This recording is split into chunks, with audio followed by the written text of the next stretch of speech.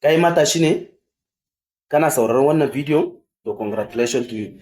Domin yau akwai wani basira guda ɗaya wanda nake so in kara mana. Kai ne kana koyon aikin hannu?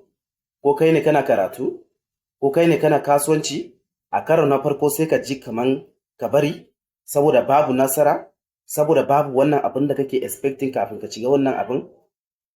Wannan abin yana kashe burin matasa da yawa. Duk wani abin da kaga ana yi a duniyar nan yau dinnan akwai nasara a cikinta. Duk wani abin da zaka dosa yau kuma zaka yi. Akwai waɗanda suka taɓa yi, kuma har wa yau ɗin ana yi, kuma akwai waɗanda suka yi nasara a ciki. Yayin da kai ka fara a karo na farko, bai kamata a ce ka yi tunanin nasara a lokaci guda ba. Ya kamata ka nasu, ka bi matakai. Kafin nan ka bi wannan matakai, dole sai ka hada da kuri. A karo na farko, mai yiwuwa ne za ka gama shan wahala a rana, ba za ka ga reaction ba, ba za ka ja wani abu na riba ba. In kai wasa ma za ka samu faɗiwa a ranan. Amma hakan yana koya maka ne ka ci gaba da tafiya. Wancan matakala ne kawai wanda ake takawa a wuce, a kai inda ake so. Amma a karo na farko matasa da yawa da yayin da mutum ya ce yana da buri, ya ɗauki zabin kan cewa zai yi aiki akan burinsa ɗin domin ya cimma burinsa ɗin.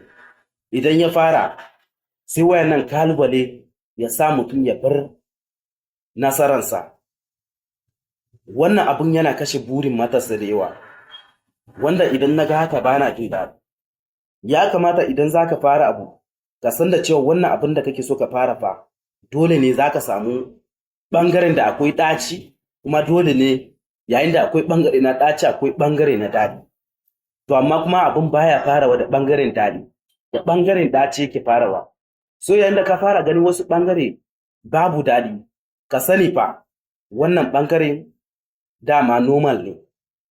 Sai ka ci gaba da tafiya, kar ka gaji ba, ka ci gaba da turawa, ɓangare na daɗi yana zuwa.